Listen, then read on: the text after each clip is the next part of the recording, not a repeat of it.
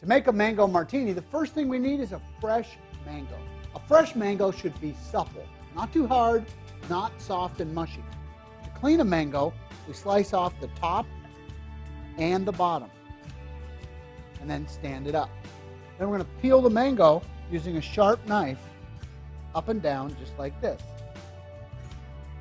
A mango has a large flat seed which can be a little tricky to remove. I look for the seed on the top of the fruit to see which direction it's going. See it right there? Then I cut along the outside of the seed like this and repeat on the other side. There's usually a little mango meat left on the seed, so remove it carefully like this. Or you could use one of these fancy mango cutters like this. Now we have fresh mango meat. Place it in the food processor with a little simple syrup and puree until it's smooth. Fill a glass tumbler halfway with ice. Add the mango, fresh pineapple juice, sweet and sour mix.